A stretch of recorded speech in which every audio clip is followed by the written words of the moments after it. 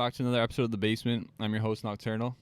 And tonight, man, we got someone that's been putting on in terms of photography, shooting videos, creating content for Hamilton, man. We got CREATR Nick in here. How you doing, bro? Good, man. How are you? I like the sweatshirt. I didn't notice that. The shameless plug. I gotta self-market. Yeah, for sure. So I want to get into your upbringing in early life. What was it like? Are you from Hamilton originally or no? Born and raised. Yep. Yeah, born and raised. What high school? I was actually at Brebeuf for 1 year, and then I transferred over to McNabb for the last 3 years of high school. For ball. Is that why? Sure. Yep. Ball. I remember did you ever play Blessed Sacrament? Yep. Honestly, I played Blessed Sacrament up until about grade 8, and then when I transferred to kind of obviously moved on to high school, I started playing for just a summer team. Yeah. So once high school basketball kind of went through like November to March, and then summer basketball was from like March to about mid-July, and then kind of just repeated that over the years. True, because I recognize you from multiple places, because I must have played against you, or we must play basketball together back in the day, bro. No, 100%. You're what, 97? 96. 96. Okay, I'm 98. Okay. Maybe it was like, do you remember like the Saturday, they had like Saturday house league. If you're on like a rep team, they would just swap that shit up and they'd toss you in like a random team with like some number 1 players or number 2 or whatever. Then you play, it must have been that. Yeah, something like that. That's probably where it's from. And of course Crunch, which we were talking about. What type of music were you listening to growing up? Honestly, music for me has always been just, well, 1, an escape obviously from everything, and 2, just as far as listening, honestly, everything, man, from rap, hip hop, Drake, Jay-Z, Chris Brown, to like just like far out like country artists, like rock, like it's super diverse. True. When did you start getting into photography and stuff like that? Was that at an early age? You had a camera in your hand, or did you kind of? Honestly, man, the whole way it kind of happened was basketball was my life for as many years as it is now. Like, I was in basketball up until I was 16, 17. So that's really all I knew. And after I hurt my knee really badly and was kind of forced to reevaluate things, that's when, my mind and just where I wanted to be in life kind of shifted, and it shifted away from the basketball scene and somehow found my way and myself into the creative space.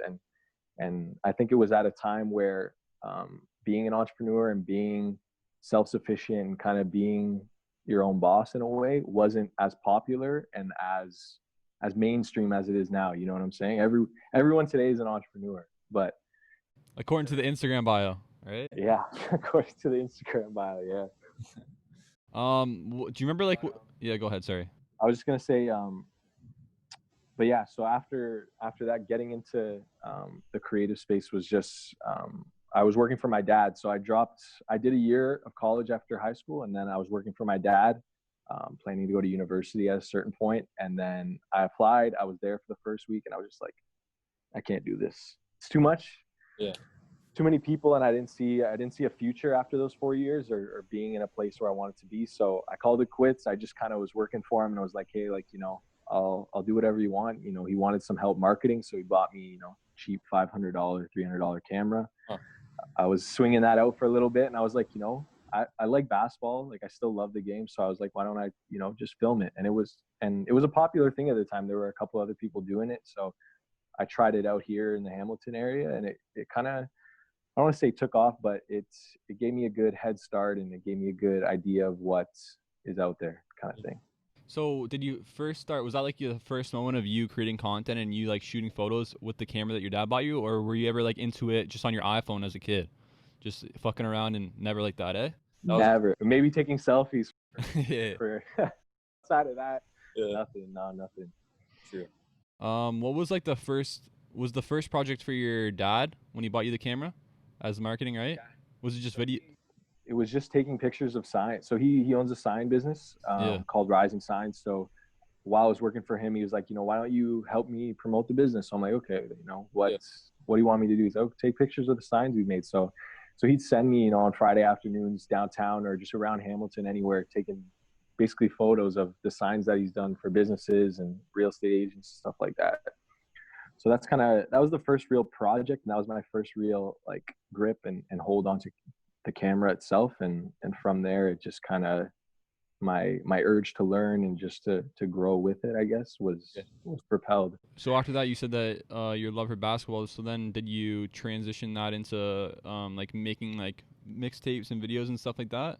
Yeah, no, making those mixtapes, man. When I look back on it, I was using like this free editing software on like my cheap laptop, and just like, I thought it was sick. I thought it was the coolest thing ever. Like just doing it and like with the music and stuff. Those are I love basketball too, and those are Hoop Mixtape and Ball is Life is what you're watching when you're growing up. You know what I mean? Yep. That's how you saw like all the young kids like playing like crazy, and like the mixtapes looked amazing because when you're in high school and you're a good basketball player in the States, you're so far ahead of the kids you're playing against. Like you're just it's not even fair. You know what I mean? It looks like it's just like someone. It's like your dad playing against you, like when you're 3 years. Exactly. Yeah. Yeah. But yeah, that was the first kind of job, and like you said, it was Hoop Mixtape. It was the Ball is Life. It was that kind of scene where you could mix music and sports, and it came together so perfectly. And I just loved doing it. Aside from the business aspect, during that time, I was making like, an extra 250 a month maybe, just doing it, and like it was just something I really like to do, to be honest. So did you ever get like invited to start filming and start making like mixtapes for maybe different tournaments and stuff like that, or was that just purely off of your interest alone and you wanted to go do it yourself? Yeah, that was purely me just wanting to create new content, because at that time I created a basketball page, strictly for the mixtapes I was creating and just the content in basketball. I don't know if you was Shooter Nick. That's what it was. It Shooter Nick? Am I tripping out? Big Shot. Yeah, okay. Nick Big Shot. Nick Big Shot was that was the name for it. So it kind of, it worked out where it gained a pretty good following, and like I felt on top of the world, right? You have like 7,000 followers. People are saying your name at gyms. You're like, whoa, like it was just weird. It was just weird, and obviously I'm the camera guy, so it's not like I'm like anybody, so to speak. But it was like recognition, kind of thing, which was dope. What did you just start showing up to like local gyms in Hamilton and start shooting people and stuff like that, or like scrimmages and stuff? I'd figure out who was, well, at the time I was shooting, like my friends growing up were still playing, so they were in 5th year post grad year, and so they were still local. So I would go to those games and just film top guys and hope that they would repost it, and like just it would help me grow that page, so to speak, because right off the bat I wanted to build like a mixtape service kind of thing, because it was just something low key, and I felt personally there was a need for it when I was playing, and just where the game was going, I guess that's where my trajectory was with it. What was the first big tournament you kind of like traveled outside of Hamilton to go and shoot? Do you remember or no? Damn.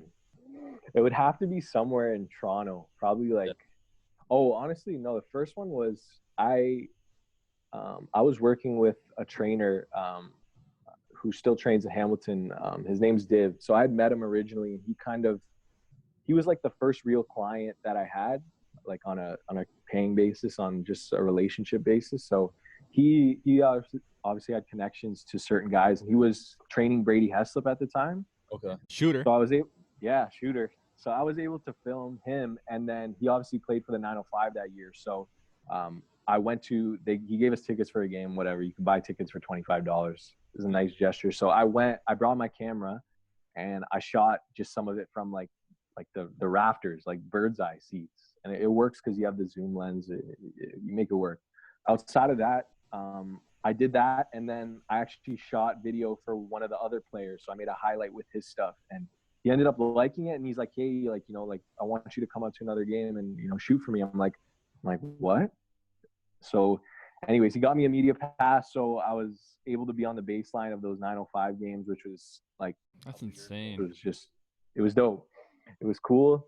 And after that, I just fell like sports. I just fell in love with sports and just shooting sports and being around athletes, and because that was who I wanted to be to a certain extent. And this kind of let me live that life through a different kind of perspective.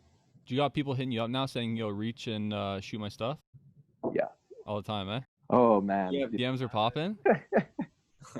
It's just a mix. But, like, that's when you know who to take seriously. You can tell some kids, just, come to my game in Toronto. Like, and it's like that used to be stuff I kind of paid, like, attention to. But now it's just I don't respond. Like, it's a different level now. And I enjoy when I was doing that, but now it's just the dynamic of my business and how everything functions is just different. So So I've seen you on your Instagram page a lot, like taking making mixtapes and taking photos of RJ Barret. Do you have like a relationship with him, or are you just like you're interested in kind of what he's doing and stuff since he's Canadian and he's a crazy player, right? Honestly, man, when he was kind of growing up, he was obviously a big time recruit, a big time player. And I personally didn't know how good he was when I was first introduced to him. So when was that? That first initial meeting was a coach of mine growing up. So he played for the same AAU program that I played for growing up. Yeah. So my relationship with the program, the people a part of the program, is very strong. In particular, the director who used to coach us. So his name's Dwayne. So Dwayne kind of, he let me know, he's like, hey, RJ's working out at Mississauga, like in Mississauga, like, this would be good footage, like, for you to get access. Actually, it wasn't Dwayne. It was another friend of mine who used to be part of UPlay, Jerome. So he hit me up. He's like, Nick, RJ and Andrew, he plays at Florida University. Is that his brother? Pardon? Is that his brother, Andrew Wiggins? Or no, sorry, I'm thinking of Andrew Wiggins. Yeah. Tripping. Bummy Wiggins. But so yeah, he's like, hit me up. Like, he's like, yo, they're training in like 20 minutes. Can you be here? So I'm at work. I'm working with my dad, and I'm like, RJ Barret. I'm like, are you serious? Like, it would be big content for my page. Regardless, like, at the time, I never saw it from a money aspect. So I'm like, she's like, yeah, I'll be there. So I'm like, yo, dad, like, I gotta go. So I take the work van, I drive it 45 minutes down to the Hershey Center, and I'm like, and I'm there, and then everyone's there. Like, he's just in the gym training privately with Jerome, the guy who called me, and then Drew Hanlon, who works with a bunch of NBA guys in the States and whatnot. So I'm there, and I'm waiting before they get in. I'm just like, yo, like, I just didn't think he would show. I just didn't think it would happen like that. Too good to be true, yeah. Yeah, they came. They introduced me to everyone. Hey, this is Nick, videographer, whatever. He obviously knew my stuff because of how involved I was within the basketball culture and whatnot. So to get to meet him firsthand was great. And then after that, it just kind of blossomed to where they wanted to document more of his high school journey. And that's when, after that pre-existing meeting and that pre-existing relationship that we established, it was a no-brainer. So they had me down in Florida for a week and a half, and then New York for about a week, just documenting the awards he was winning, and then the big national high school tournament down there in the Bronx.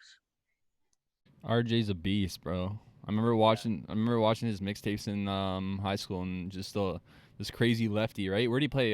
Montverde Academy? Yeah, he played at Montverde, so obviously powerhouse prep team. Literally produces NBA players. So yeah, after that, obviously seeing me around so much, even though he was playing and still doing everything he was doing, we built a relationship, like a friend to friend relationship. He's a dope guy. All the respect to him. He's one of the hardest working guys that I know. And obviously he's in the NBA now, so he's in a little bit of a different space. But when there's certain things that come up that we can work on, it always happens. So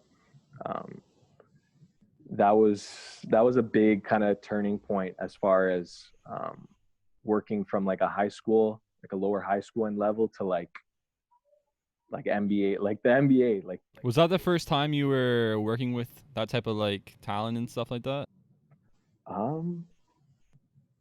Or did you kind of like start like, was there another person that you knew was going somewhere? Well, growing up, I played. You obviously know who Shai is. A lot of these people. Of course, I was gonna, buddy. I was gonna ask you that right after. Of course. So that he was growing up, like we went to obviously the same high school. We played on the same team, and everything. And like all the respect to him. He's killing it. He's doing his thing. And back then, if you would have told me he'd be where he is now, I'd be like, there's no. They're like, really? You're smoking some. I want whatever you're smoking the loud. Yeah. So, he's doing his thing. He was the first. Before he went to Kentucky, we got together and we shot a little training video, which I actually still have the footage of. And before I got back into my work, I was actually going to splice something together of it. But working with him before Kentucky and then going down there to document some more stuff of him actually there in a game that he played there was probably the prerequisite to all the RJ Barret stuff. Yeah. And those two mixed together were huge. Like those guys are killing it, and I think they pushed me with their own craft to be a professional with my own kind of stuff. So yeah. So did you? Sorry, go ahead. No, I was just gonna say it was huge. Yeah. So did you said you played with Shai like back in McNabb, right? Mm-hmm. How was he not killing it in practice, or did he blow up later on?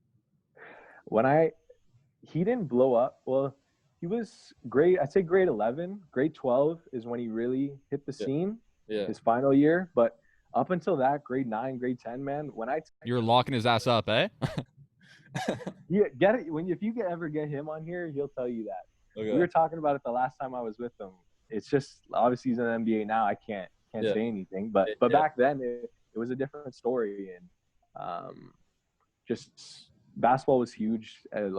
We both loved it. Everyone loved it at McNabb, obviously. So that whole culture and community was there, and now everyone's doing their own thing. So in whatever way each of us can kind of benefit each other in whatever it is, it's there. Yeah. What about the Kentucky trip? How was that? Like, did he just say, "Yo, Nick, I want you to come down and shoot my stuff"? Well, that was with Dwayne. So that was it was more for the Uplay, the background of Uplay. Obviously, he was a big player to come out of not only Hamilton, Toronto, Canada as a whole. So that was just kind of to document and get some content of that experience for, again, website, social media, just different marketing and branding material, because obviously he had developed such a big name for him on the college stage. Yeah. I seen you also work with him on the fashion contest or the drip contest or whatever. Yes. How was that working on that? Oh, that was cool. That was because he loves his clothes, right? He loves his clothes. His Instagram. That's, you know what I mean. His fits in the staircase. Yeah, no, he loves the clothes, but yeah, doing stuff like that is what my business is all about. Like creating a relationship with your audience, creating the interaction, creating the engagement, allowing people to relate to you, and allowing people to hear you and to talk to you, whether it's a comment or a contest or a video, photo, whatever it is. That's what it is, and from all the response that he got from it when he sent me it after, it was a success. Yeah, both those guys are killing it, man. Shout out to them. What was it like? I seen you taking photos also at the OVO game. I think it was that they do it year round annually at the OVO Fest, right? What's it like filming there and shooting there? The biggest for me, even to this day, I've never had traditional media passes. Really? I'm not that guy who has the in with all these big like brand names type thing. You know what I'm saying? So like when he wanted, it was Shai, we were talking, I was like, yo, like OVO's going on. If you play in the final, like I'll come through, like I'll shoot.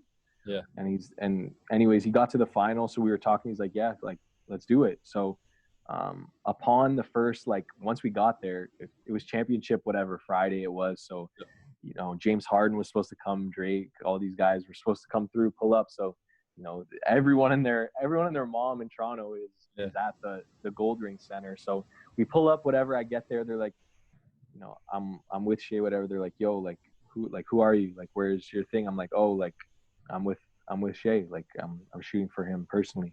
Yeah. And and if he wasn't there, like I wouldn't have got in. These people, just all the shots that I've gotten as far as stuff like that and gotten into these games has been my own personal relationships. Like otherwise, I'm not getting into the game. Like that's just the reality of it. Like so I got to shoot for him, and then obviously all those other guys were there. Drake pulled up, and it makes it a whole movie type of scene. And yeah, that's kind of how those shots went down. But that's what people don't see, right? They think, oh, you know, he's got, you know, OVO's plugging him or whatever.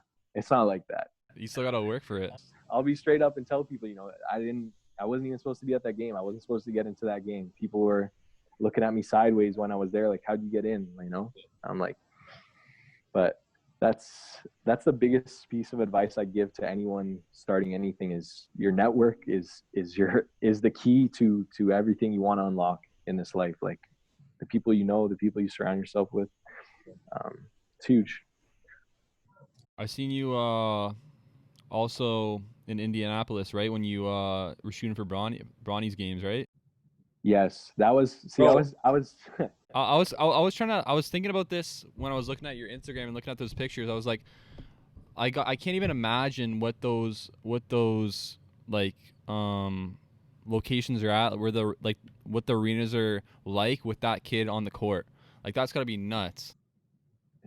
It's insane. Like this is how that kind of game went down. So the games were done. So the EYBL I shoot for Uplay. So I'm there for Uplay for their games and their social media and all that good stuff. So outside of that, there was off time and we were at the gym. We kind of pulled up and we walked in, and just imagine like there's 8 courts in this giant facility and there's one court with 500 people on top of each other trying to watch this game. And obviously you're sitting there, you're like, oh, I know who's playing. Yeah. I know who's playing, and I know who's there too.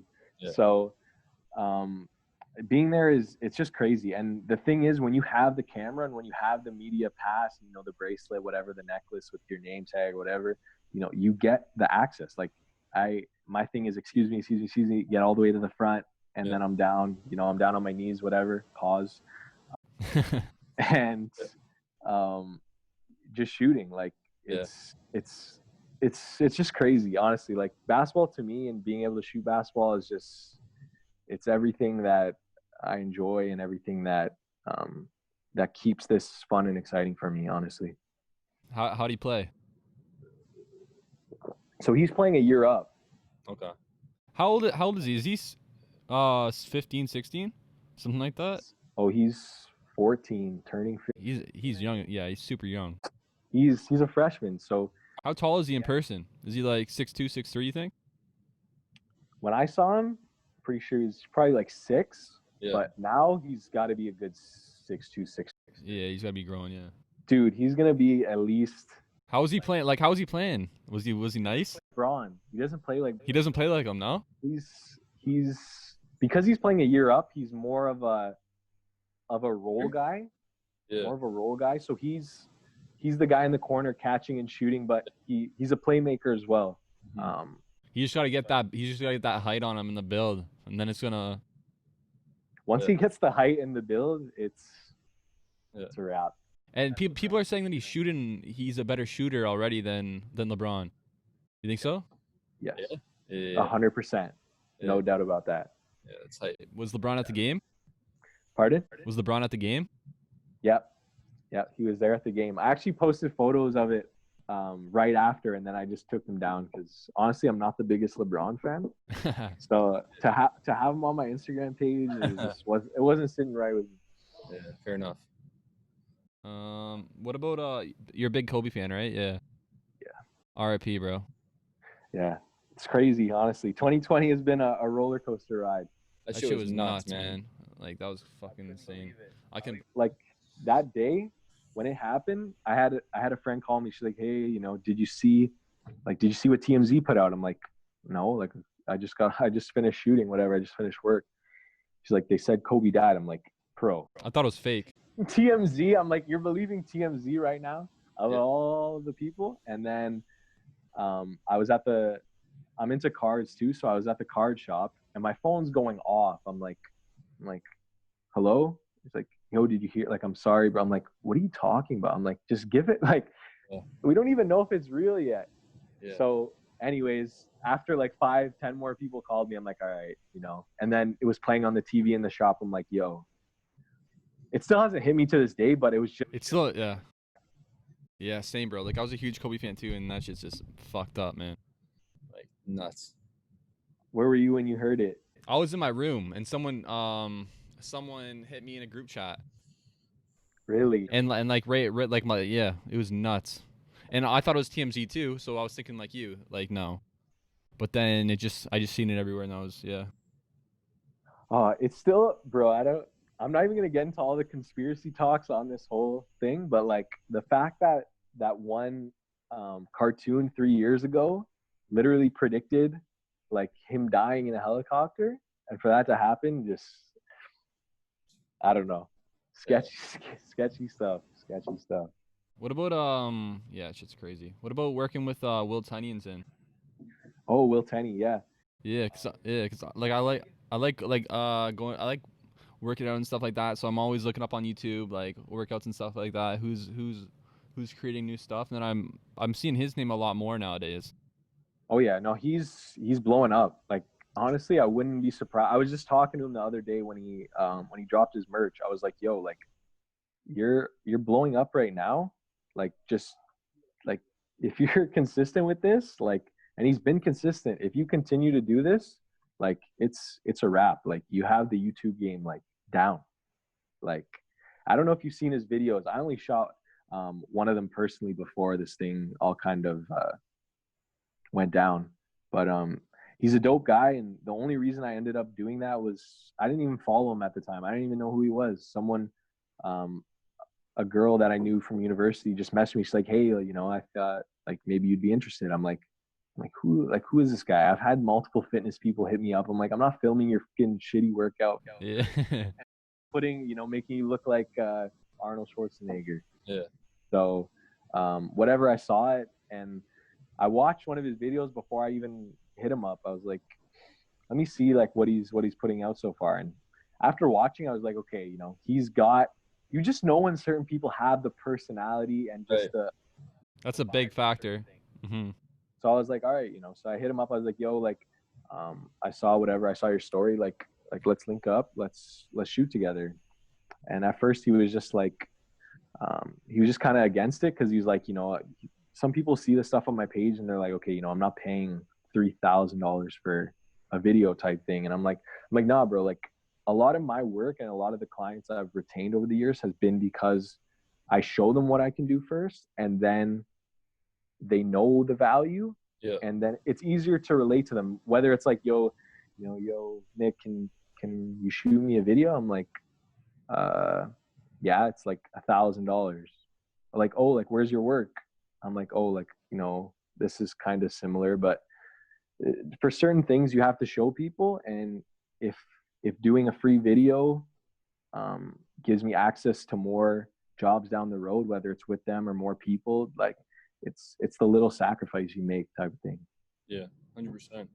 What's it like collaborating with like people like him? Like, do you guys like sit down and he kind of tells you this is like kind of what I'm going for, or is it completely like your control? Like you say, no, like I think this is gonna be the best thing that works, and I'm gonna do this.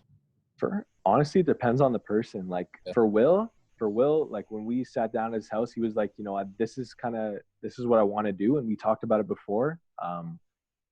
He wanted to emulate the serial killer movie, and I was like, yeah, I've never seen the movie, but I think we could pull it off. So whatever, we shot it. And for me, if you kind of come to me with the idea, I'll give my bits and pieces while we're in it type thing. Yeah. So that's the biggest thing for that. And then for other people, they're just like, you know, you're the creative, you know, I'm paying you to do it. Get her going. I don't want to think about it type thing. So Yeah. What's your favorite event that you've shot at so far? Like favorite event that you've shot at? favorite event. Yeah. Or the one you look back on and you're like, yeah, like that one's pretty fresh. Honestly, for me, it might be the Raptors game that I didn't even really shoot, but for me it was, I think it was 2 years ago or a year ago, and for me, it was a big deal. Now it's really whatever to me, but back then it was like, yo, like I'm gonna shoot a Raptors game. So, anyways, I had tickets for New Year's, and we went, and the girl I was with, she had some connections, and we ended up getting down on the courts, like on the court before the game, kind of for warm up. Yeah. And you're not even supposed to have your camera. Yeah, I know, 100%. Yeah. And somehow we managed. She had like a fanny pack, and I had like some deep pockets in my coat. You finessed it. Yep, I put the body in. I told her, put the lens in your little fanny pack, and like, let's just try. Worst case, whatever. Yeah. So, anyways, we went. Obviously, ended up going, and then for like a solid like 10, 15 minutes, which is a good enough time, I was just sniping pics from the side, and then I didn't. The funny thing is, when she went back to the seat when the game started, she went back to our seats. Yeah. I stayed there, and with my camera, I tried like maneuvering around like on the base, like on the courtside level, and trying to like find an empty seat where I could sit and take pics. Yeah. So I was doing that for like the first 5 minutes of the game. I was like, yo, this is gonna be sick. And then where I get the security guard tap, she's like, who are you? I'm like, you know, I'm shooting photo. I don't know. I'm shooting photo. She's like, no, you're not allowed to be here. I'm like, shit, damn. So it was just it was that rush kind of thing. So, and would you would have left the girl if no one said anything to you? Like, if you were still in that courtside seat and she went up top, you would have stayed there? You think? 100%. Yeah. 100%. Sorry. Sorry. You're up there. No, I would have stayed down there 100%. Yeah, I'll make it up to you. Yeah, that's what would have been said. 100%. What team was it? You said, was it 2 years ago? You said It was that with DeMar still in the squad? No, it was Kawhi. Oh, cool. Okay, it was last year. True. So I guess that's what made it special too. They ended up winning the championship. Yeah. Where were you when Kawhi hit the Game 7 shot? Because it's a year ago today, right? Yeah. One of the guys that I that helps me with some of the work, and we work together a lot. He actually took he photographed that shot, and it's honestly, man, it's one of the most insane photos that I think of. Like, it's up there in best sports photos of all time. Yeah. No doubt. But where I was honestly not a big Raps guy. Like, I'm not like the watch every game kind of Raps guy, but it's playoffs, it's hype. Like, I'll watch it. And I don't think I was actually with anybody. I was sitting downstairs in the basement, probably on my phone. And I remember just watching it, and like, I saw it go in, and I saw the reaction. I was just like, what just happened? Like, it was obviously a crazy moment in sports, and a crazy, even more crazier moment for Raptors fans and just the city of Toronto, right? Yeah. I was going fucking insane, man. Were you with anybody? I was with my family. My family was watching it downstairs in the living room, and I was like, he made it because it hit the rim like probably 3-4 times. I'm like, fuck, like here, yeah, we're going overtime. Here we go. Then like it went in, bro. It was fucking jumping up and down. It was going nuts. Fucking insane. Yeah. Did you end up going to the parade or no? No. You wouldn't have caught me in that. Man, I was there, bro. So I go. Really? Yeah. So I go to Toronto. It was a spur of the moment thing. So I go there the night before. I hit up 2 of my guys. I'm like, yo, do you want to just go down to Toronto, get a little hotel room, and go to the parade tomorrow morning? And they're like, yeah, sure. So we get to Toronto, we get drunk, right? And then like we're like, yeah, we're gonna wake up at like 7 a.m. and we're gonna be getting nice spots for the cars coming through and everything. bro, we got way too drunk the night before. We wake up at like 9:30. I look outside the window. The streets are packed. Like, dude, the amount of people that were outside was. and there's kids there too with babies. Like people are holding their babies up like Yeah, Simba. I was like, I don't think you guys should have the kids here, but you know what I mean? Honestly, yeah, that was. I didn't go obviously, but like seeing all the visuals and the photos, videos that people were posting, it was just insane. A crazy moment for sure. What was your favorite city to travel to and shoot? Favorite city? Yeah. I gotta say New York easily. Been about 3-4 times now, and like just the amount of the inspiration and just the hustle and bustle of life that like in that city, in that area is inspiring. Is not only inspiring, but it's moving. Like to see all the parts, and that's probably my favorite city to shoot in. But honestly, I'm not a big city guy. Like traveling all the like as much as I do to these different cities and stuff, it's work, no doubt. Was there any crazy things that happened when you're shooting at a venue or a location? Like any where you're like, oh shit, like what's happening right now? OVO was on when Drake came in to OVO. Yeah. That was the place kind of got nuts. Like, and then at halftime, he goes on the mic. He's like, like first kid to hit a half court shot gets 10K. Like, just like, so there's. What's it like sitting that close to people? Like someone like him. Like you're super close. Like you're shooting for it, right? So you gotta be courtside, right? Yeah. Like that's nuts. I'm immune to it now. Like, you know how people like I get it. People hold like celebrities on like Pedestals. Level, right? Yeah. Certain pedestal, a certain level. Doing what I have to do, I'm not a fan. You know what I'm saying? Like, I'm not, yo Drake, sign my shirt. Like, sign, like at the end of the day, I'm doing my job, and like it's dope to be close to these people who are, leading the way and head of the industries in their field, etc. Yeah. But it's nothing that's ever kind of gotten in the way of what I'm doing. So always keep it professional, and they're people too at the end of the day. What camera are you using right now? Right now, I'm using a Sony A7 III. Okay. I assume you've upgraded a bunch of times. Pardon? I assume you've upgraded a bunch of times. Oh man, if I told you all the amount of money that I've spent or wasted on updating to cameras I thought I needed or didn't need, or I'd have a lot more money than I have. So you gotta invest in yourself, buddy. Yeah, like Canon was what I first used growing up, like getting into it, and then I bought a really expensive body, 5D Mark IV, and then I was like, yo, I'm gonna be like this sick wedding photographer. Like Canon's the best. Like, you did weddings too. I've seen that on your website. Yeah. Don't do as many. I probably limit it to like 4 or 5 a year. Yeah. And those clients are like gold. Like I treat them like luxury. Like they're gold, because you don't want to saturate it. Like the wedding industry is so saturated, and I've done work for people like earlier on in my career, and it's just been like a machine type thing, and these are people's special days. You know what I'm saying? Yeah, you don't want to fuck it up. When I shoot them, I want to do it big. I want it to be like the best thing that they've seen, right? Yeah. So, I feel you, bro. You do a lot of different types of work and stuff like that, and I'm sure I'll be seeing like a lot more of you in the future. I'm sure a lot of people will be, for sure, especially in the basketball landscape and stuff. I want to thank you for coming on here, bro, and like just telling your story and telling the work that you've been doing.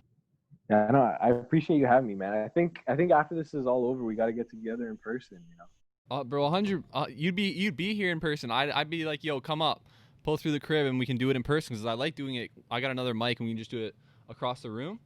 But since all this shit is going down, like I can't. I know. I've been doing it. Yeah, it's a whole other conversation. This whole thing going on, but yeah. But 100%, I'm down to link up or like run it back, do it again, like after this is all over, and then we can do it face to face. 100%. I can even bring my stuff, or we can get some of your stuff. I'm sure you have some cameras down there. But I got fucking nothing. Really? I got nothing, buddy. No. Literally, because I'm shooting on Zoom, all I really do are interviews, right? So I literally just take the recording that Zoom's got and put it up on YouTube. Honestly, man. But listen, I'm open for anything, man. You're the professional, not me. No doubt. No, maybe I'll even bring my stuff. You know, we do a little special episode or something. I'm down, buddy. I'm down. 100%. Future. But yeah, no, man. I appreciate you having me on. We'll stay in touch. I'm looking forward to more of the episodes that you do for sure. Yeah, man. All right. Appreciate it, brother. I'll hit you up. All right. Sounds good, bro. Take care.